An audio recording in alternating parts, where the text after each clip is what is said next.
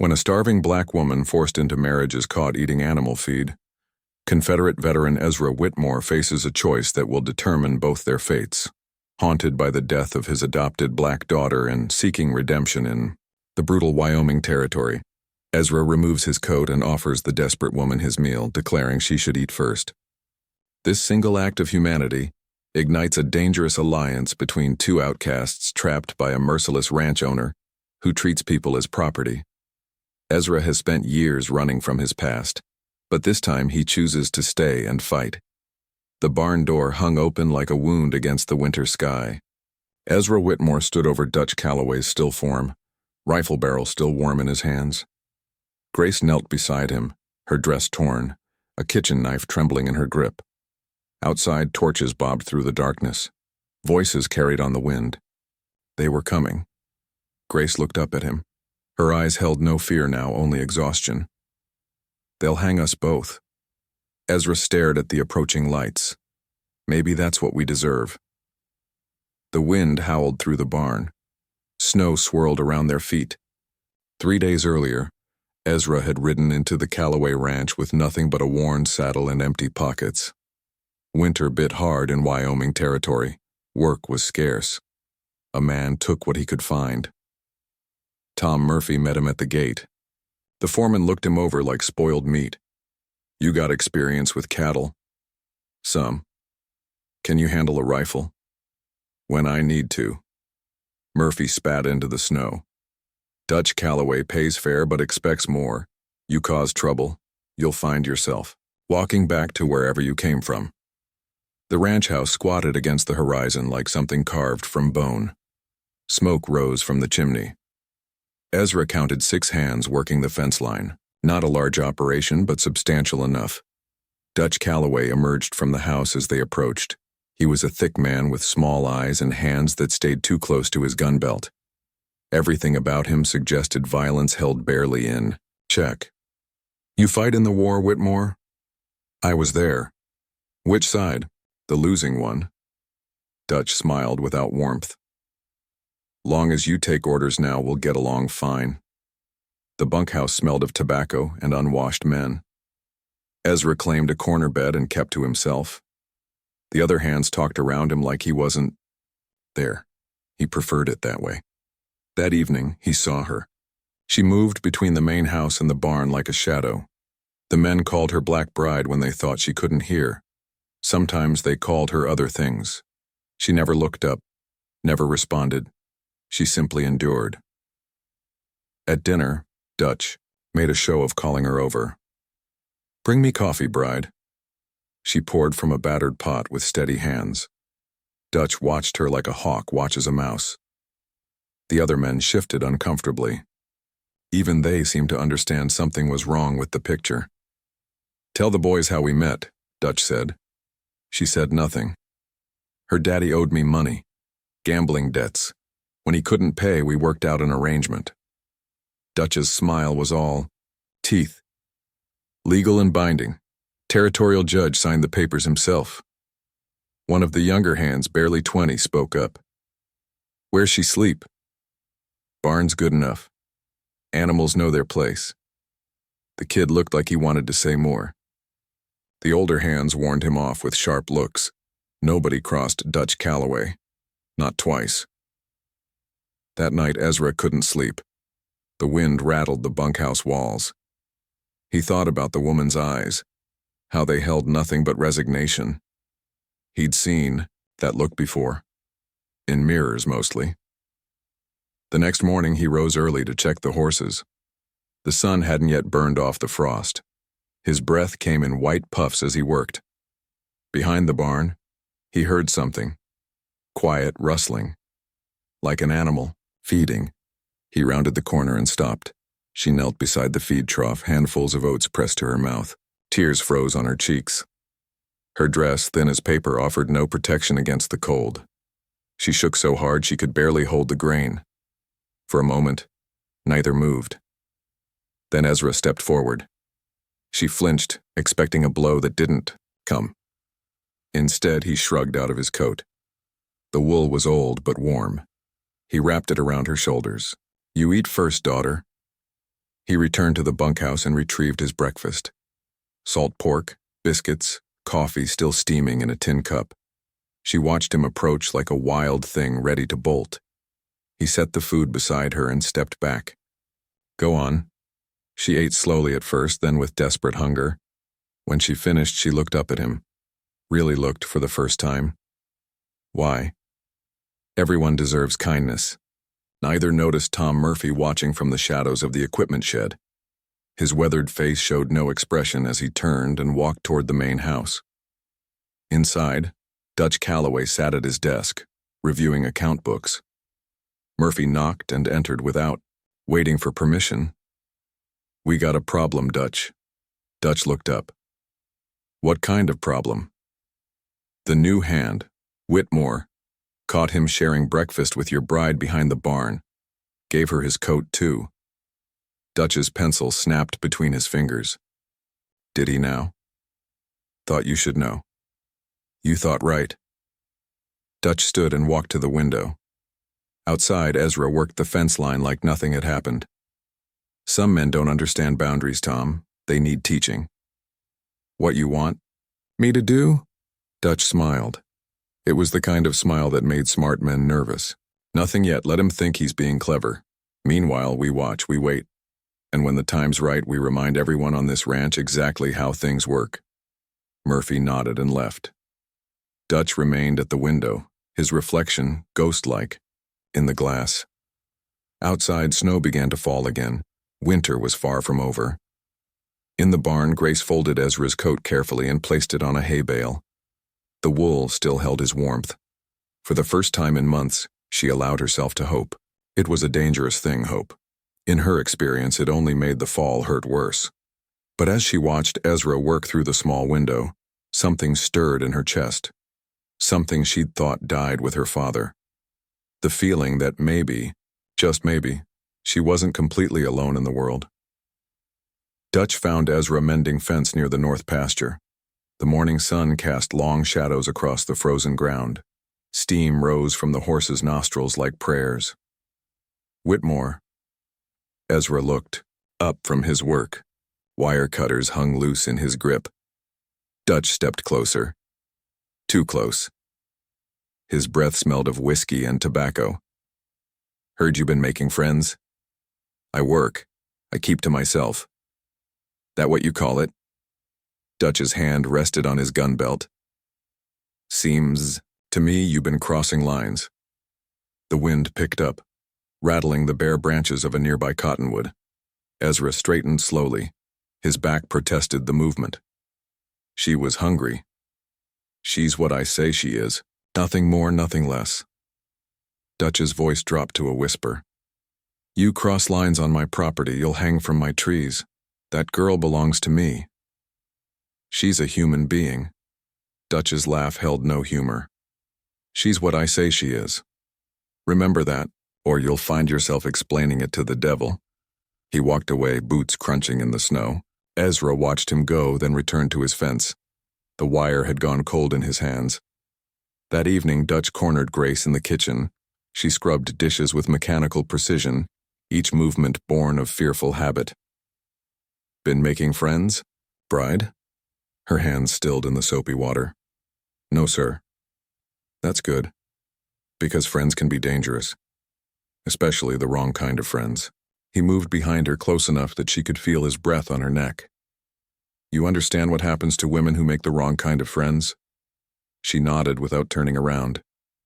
There's places in California. Houses where women work day and night. Never see sunlight, never see kindness. His voice was silk over steel. You keep making friends, you might find yourself taking a long trip west. Grace's shoulders shook. The dish slipped from her hands and shattered against the bottom of the basin. Clean that up, Dutch said. And remember what I told you. Despite the threats, Ezra began leaving food by the water trough each morning. Biscuits wrapped in cloth, cold bacon, sometimes coffee in a mason jar that held its warmth for hours. Grace found these offerings like secret messages. She ate quickly, always watching for Dutch or his men. The food tasted like hope. Their first real conversation happened 3 days later. Grace found Ezra checking the horses after midnight. The barn was quiet except for the soft sounds of animals at rest. "You shouldn't be here," he said without looking up. "Neither should you." She moved closer. In the lamplight, he could see the purple bruise along her jawline. Fresh. Recent. "He hurt you." It wasn't a question. Grace touched the bruise self-consciously. "It's nothing new." Ezra's hands tightened on the bridle he was mending. The leather creaked under pressure. "Why do you help me?" she asked. He was quiet for so long she thought he wouldn't answer. Then he reached into his coat pocket and withdrew something small. A photograph, worn soft at the edges. A young girl smiled up from the image. Maybe 8 years old. Dark skin, bright eyes, gap-toothed grin. "Who is she?" "Ruby, my daughter." Grace studied the photograph. Something in Ezra's face had changed. The hard lines had softened. "Where is she now?" "Cemetery outside Atlanta." The words hung in the cold air like smoke. Grace handed back the photograph with careful hands. "I'm sorry." "Found her during the war. Orphaned. Parents killed when Sherman came through." Ezra stared at the image. "Took her in. Gave her my name, fed her, taught her letters." "What happened?" "I chose fighting over staying. Left her in a refugee camp while I went back to the war." His voice was barely audible. "Fever took her while I was playing soldier." Grace understood then. The kindness wasn't charity. It was penance. "Is that why you help me?" "Maybe. Does it matter?" She considered this. Outside, wind rattled the barn doors. "My father taught me to read," she said finally, "before he died. Said education was the one thing nobody could steal." Ezra looked up, surprised. "Missionaries came through when I was small, set up a school. Papa worked double shifts to pay for my lessons." Grace's voice grew stronger with the telling. "I can write too. Figures, letters, everything." "Dutch know that?" "Dutch thinks I'm property. Property doesn't need education." The next morning, Grace made a discovery. While cleaning Dutch's office, she found papers scattered across his desk. Contracts, deeds, correspondence. Normally, she would have simply dusted around them. But one document caught her eye. Her father's name, written in Dutch's heavy scrawl. She glanced toward the door, then back at the papers. Her heart hammered against her ribs as she began to read. Land transfers, debt agreements, all bearing her father's signature. But something was wrong with the dates, the amounts. The signatures themselves looked strange, unnatural. Working quickly, she memorized what she could. Names, numbers, details. When Dutch's boots sounded on the front porch, she was back to dusting, her expression neutral. That night she found Ezra in the barn again. "He's been cheating people," she said without preamble. Ezra set down his tools. "What people?" "Homesteaders. Families trying to buy land. I read his papers. The signatures are forged. The debts are false." Her voice shook with anger. "My father never owed him money. Dutch made it all up." "You sure?" "I know my father's handwriting. This isn't it." Ezra processed this information. Outside, snow began to fall again. "There's more," Grace continued. "Other families, other debts, all of it false. He's been stealing land for years." "You keep records of what you saw?" Grace tapped her temple. "Up here. Every name, every amount, every date." They stood in silence, the weight of knowledge settling between them. Finally, Ezra spoke. "Territorial Marshal comes through next week. Makes his rounds every month. You think he'd listen? To us? A Confederate deserter and a woman Dutch claims as property?" Ezra shook his head. "But he might listen to evidence. Real evidence." Grace's eyes lit up. "I can get it. Copy everything when Dutch is out checking cattle. Too dangerous. More dangerous than doing nothing?" Ezra couldn't argue with that logic. Outside, the wind howled like something wild and hungry. They were planning treason against a man who'd killed for less. But Ruby's photograph burned in his pocket like a coal. Some things were worth the risk. "We'll need to be careful," he said finally. Grace nodded. For the first time since her father's death, she felt something like purpose stirring in her chest. They had 1 week, one chance. And if they failed, Dutch's threats about California would become reality. But they wouldn't fail. They couldn't afford to. The storm hit on a Tuesday morning like God's own fury. Snow fell so thick a man could barely see his hand. The wind screamed across the plains, driving ice crystals through every crack and gap. Dutch called all hands to the main house. The bunkhouse wouldn't hold against this kind of weather. Men huddled around the fireplace, sharing whiskey and worried glances. Grace moved between them like a ghost, bringing coffee and stoking fires. Dutch watched her with predator eyes, his mood darkening with each gust of wind. "Storm like this could last days," he said to no one in particular. "Lots of things can happen when folks are trapped together." Ezra sat apart from the others, whittling a piece of pine. His knife moved with practiced precision. Shavings curled at his feet like tiny prayers. By evening, the storm had worsened. Windows rattled in their frames. The roof groaned under accumulating snow. Dutch sent Grace to the cellar for more firewood. She descended the narrow stairs into darkness. Cobwebs brushed her face like skeletal fingers. She felt along the wall for kindling, her breath visible in the frigid air. Her hand touched something unexpected. Paper hidden behind a loose board. She pulled it free and climbed back to the dim light filtering down from above. Her father's handwriting stared back at her. Not the forged documents from Dutch's desk, but real letters. In her father's true hand. The first was a will, dated 2 months before his death, leaving everything to his daughter Grace. No mention of debts, no gambling losses. The second was worse. A letter to the territorial judge, never sent, describing Dutch's threats, his demands for payment of fictional debts, her father's fear for his life and his daughter's safety. Grace's hands shook as she read. Dutch hadn't just forged documents. He'd murdered her father, made it look like an accident, a fall from his horse on a moonless night. She stuffed the papers inside her dress and gathered the firewood with trembling fingers. Each step up those stairs felt like climbing from a grave. In the main room, Dutch waited with crossed arms. "Find what you needed?" "Just firewood, sir." His eyes narrowed. Something in her voice had changed. "You look pale, bride. Storm got you spooked?" "Yes, sir." She fed logs to the fire, acutely aware of the papers against her skin. Evidence of murder, proof of Dutch's crimes. Enough to hang him twice over. Later that night, she found Ezra in the kitchen. Most of the men had passed out drunk by the fire. He sat alone, nursing a cup of coffee gone cold. "He killed Papa," she whispered. Ezra looked up sharply. Grace pulled out the documents with shaking hands.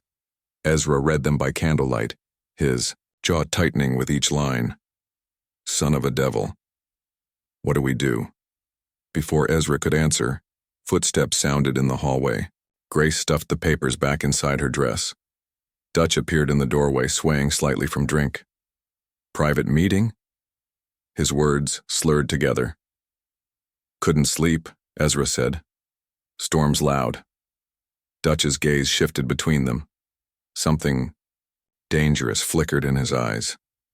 Funny thing about storms, they make people do stupid things, take risks they wouldn't normally take. Neither Grace nor Ezra responded. Course, some risks ain't worth taking, especially when the consequences are permanent. Dutch smiled without warmth. "You understand consequences, don't you, Whitmore?" "I understand them fine." "Good, because some consequences follow a man to his grave." Dutch left them sitting in the candle-lit kitchen. The threat hung in the air like smoke. The next morning brought no relief from the storm. If anything, the wind had grown stronger. Drifts piled against the windows. The world outside disappeared into white fury. Ezra found Grace in the pantry organizing supplies. She looked up when he entered, eyes red from crying. "Tell me about Ruby," she said quietly. He leaned against the doorframe. Outside, the storm raged like a living thing. Found her hiding in a burnt church, parents killed when the cavalry came through. She was maybe 6, scared as a rabbit. His voice grew soft. Took her 2 weeks to say a word to me. What was the first thing she said? Asked if I was going to hurt her. Ezra's hands clenched into fists. Took me longer to convince her I wouldn't than it took to teach her to read. Grace wiped her eyes with her sleeve. You loved her. Like my own blood. Maybe more because I chose her. He paused. She called me Papa. First person ever called me that.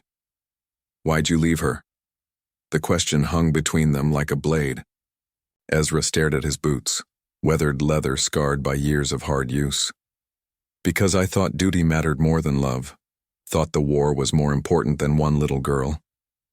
His voice cracked. By the time I learned different, it was too late. Grace touched his arm gently. You can't save her now. But you can save me. I won't run from family again. What if staying gets us both killed? Ezra met her eyes. In them he saw Ruby's face, Ruby's trust, Ruby's forgiveness he'd never earned. Then we die together, but we don't run. That afternoon, Tom Murphy approached Ezra while he chopped firewood in the barn. Snow swirled through the open doors like angry ghosts. You two are playing with fire. Ezra didn't stop chopping. Don't know what you mean. Dutch ain't stupid, he sees what's happening. Murphy glanced around nervously. He's planning something bad. You going to tell him what you saw? Murphy was quiet for a long moment. Wind howled through the barn rafters. Dutch killed my brother last spring over a card game. Said it was self-defense, but I know different. His voice was barely audible. Been waiting for someone to stand up to him. But standing up and surviving are different things. What are you saying? I'm saying be careful. Dutch don't just kill people. He makes examples of them. That evening, Dutch's mood turned black as the storm outside. He'd been drinking steadily since breakfast. His eyes followed Grace with hungry malice. Come here, bride. Grace approached, slowly. The other men pretended not to watch. You been in my office today? No, sir. Been helping with the cooking. Dutch grabbed her chin, forcing her to meet his gaze. His fingers dug into her jaw like iron claws. Funny thing, my papers were moved, shuffled around, almost like someone was reading them. Grace's heart hammered against her ribs. The hidden documents felt like fire against her skin.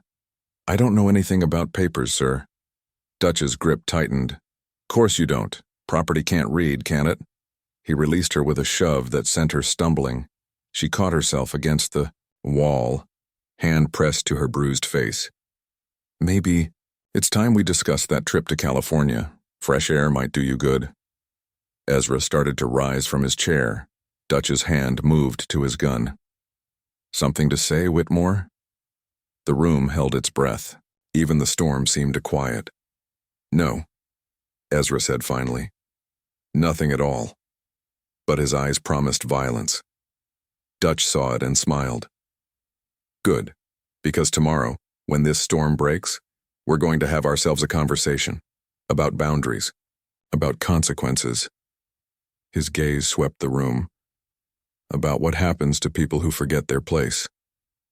Outside, the wind screamed like the damned. Inside, Grace touched the papers hidden against her heart and knew their time was running out. The storm would end soon. And when it did, Dutch would make good on his threats. They had one night left. One chance to act before California became more than just a threat. In the flickering firelight, Grace caught Ezra's eye. A silent understanding passed between them. Tomorrow would bring reckoning. One way or another. The storm broke before dawn. Ezra woke to unnatural silence. No wind, no rattling windows. Just the soft drip of melting snow from the eaves. He found Grace's sleeping space empty. Her blankets lay cold and undisturbed. Panic rose in his throat like bile. He searched the house quietly, checking each room. The kitchen, the pantry, the main room where men still snored by dying embers. No Grace. He pulled on his boots and coat, moving toward the door. Tom Murphy caught his arm. Dutch took her an hour ago, said she tried to steal from him. Where? Root cellar. Locked her in to teach her a lesson about taking things that don't belong to her. Ezra's blood turned to ice. The root cellar was a stone pit beneath the barn. In this cold, it was a tomb. How long? Too long already. Ezra ran through knee-deep snow toward the barn. His breath came in sharp bursts. Behind him, Tom Murphy followed with a lantern. The cellar door was barred from outside, heavy oak beam across iron brackets. Ezra threw his shoulder against it. The wood held firm. Grace. No answer. Murphy arrived with the light. Together they lifted the beam and threw open the door. Ezra descended stone steps carved into frozen earth. She lay curled in the corner like a broken bird.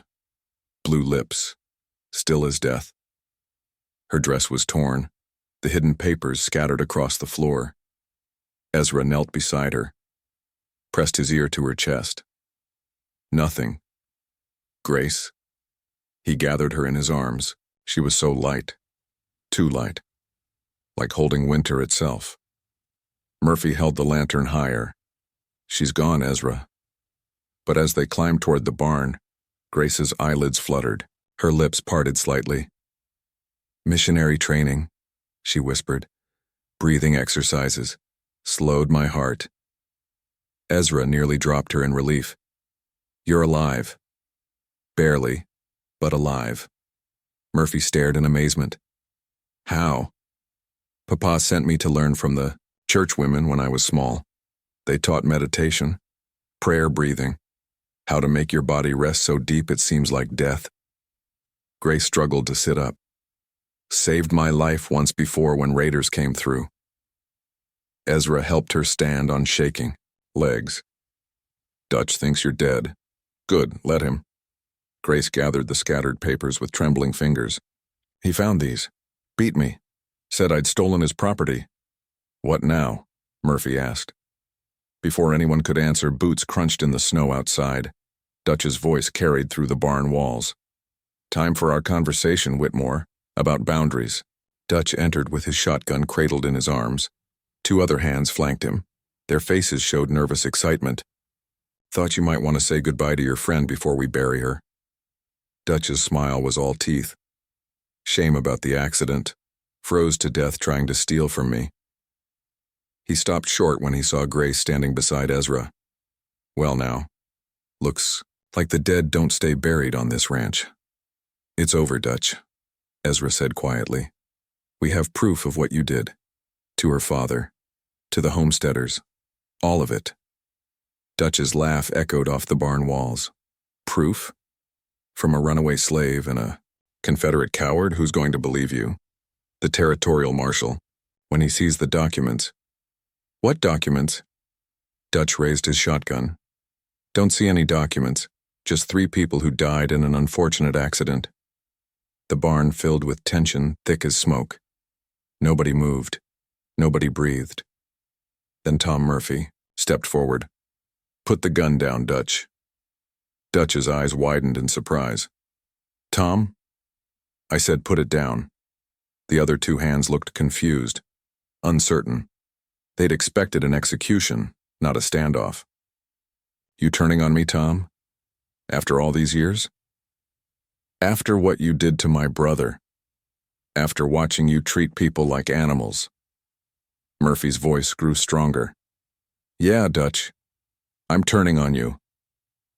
Dutch swung the shotgun toward Murphy. In that moment of distraction, Ezra moved. He grabbed the barrel and twisted. Dutch fought back, cursing. They struggled for control of the weapon. Grace snatched up a pitchfork from the wall. When Dutch broke free and raised the gun toward Ezra, she struck. The tines caught Dutch in the shoulder. He screamed and stumbled backward. The shotgun discharged into the roof, sending birds exploding from the rafters. Ezra wrestled the weapon away. Dutch clutched his wounded shoulder, blood seeping between his fingers. "You're done," Ezra said. Dutch glared at them with pure hatred. "You think this changes anything? You think people will accept what you are? We'll find out." 20 minutes later, horses approached through the snow. Tom Murphy had ridden to town despite the weather. The territorial marshal arrived with 6 deputies and the circuit judge. They found Dutch bound and bleeding in the barn. Grace's documents spread across a hay bale. Her father's real will, the forged contracts, letters, describing Dutch's threats. Judge Harrison examined each paper carefully. A thin man with careful eyes and honest hands. "These documents appear genuine. The handwriting analysis will confirm it, but I've seen enough forgeries to recognize the real thing." Dutch snarled from where he sat tied to a post. "You going to take the word of property against a white man?" "I'm going to take the word of evidence against a criminal." The judge folded the papers carefully. "Dutch Calloway, you're under arrest for fraud, theft, and murder." They took Dutch away in chains. His property was seized pending investigation. Grace, as her father's legal heir, would inherit everything that was rightfully hers. Spring came, early that year. Snow melted in rushing streams that carved new channels through the earth.